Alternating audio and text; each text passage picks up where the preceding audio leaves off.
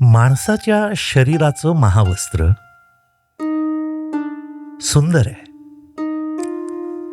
यामध्ये अनेक सिस्टीम्स आहेत.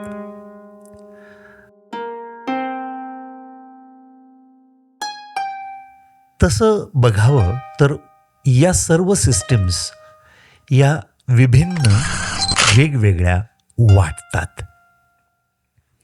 वरवर आपल्याला तसा भास होतो,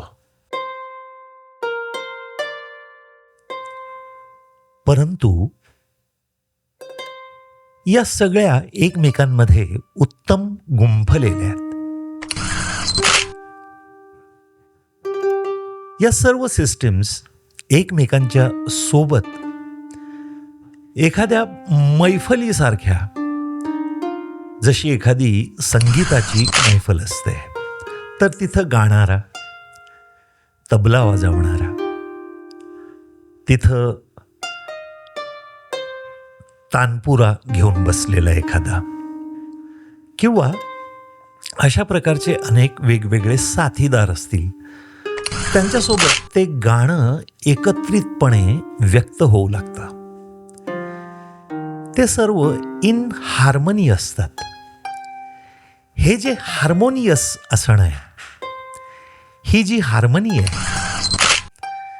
ही माणसाच्या शरीरामध्ये देखील आपल्याला बघायला मिळते. या सर्व सिस्टीम्स असतात भिन्न, पण त्या एकमेकांच्या सोबत छान काम करतात.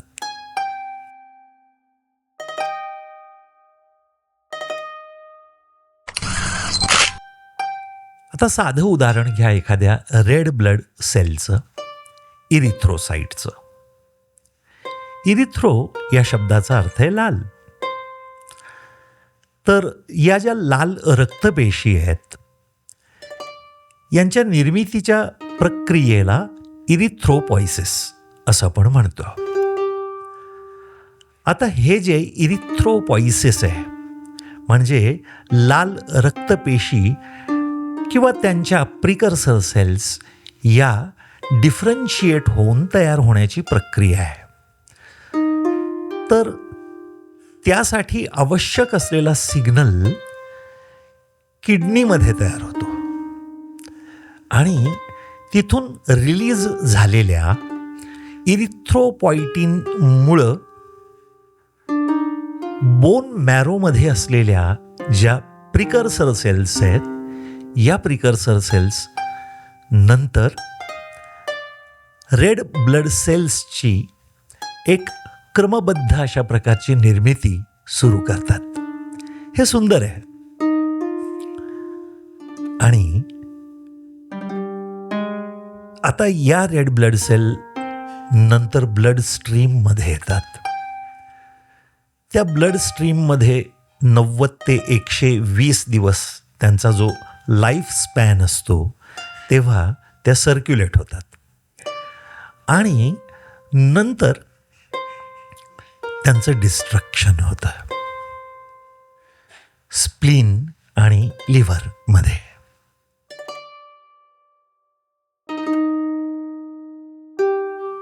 आता हे डिस्ट्रक्शन झाल्यानंतर ते काही वाया जात नाही.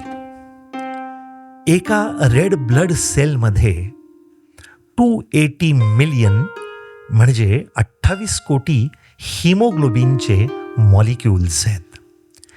हे मॉलिक्युल्स, हे हिमोग्लोबिन मॉलिक्युल्स, त्यांचं रिसायकलिंग होतं. त्याच्यामध्ये असलेला जो हीममध्ये असलेला आयर्न आहे, हा परत पुन्हा रिसायकल होतो आणि उर्वरित भागापासून तयार होतात बाईल सॉल्ट्स, बाईल ज्यूस तयार होतो, जो आपल्या पचन संस्थेला मदत करतो.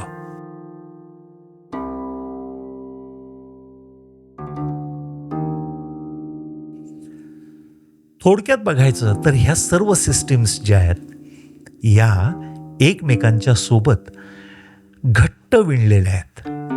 आपलं शरीराचं हे जे महावस्त्र आहे, हे जे वस्त्र आहे, ज्याला वस्त्राची उपमा ॲनाटॉमीचा जनक अँड्रियस व्हॅसालियसने दिली होती.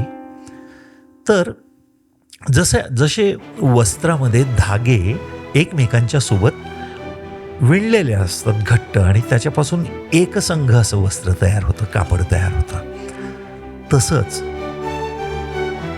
माणसाचं शरीर नव्हे, प्रत्येक मल्टीसेल्युलार ॲनिमलचं शरीर हे या अशा अनेक घटकांपासून तयार होतं.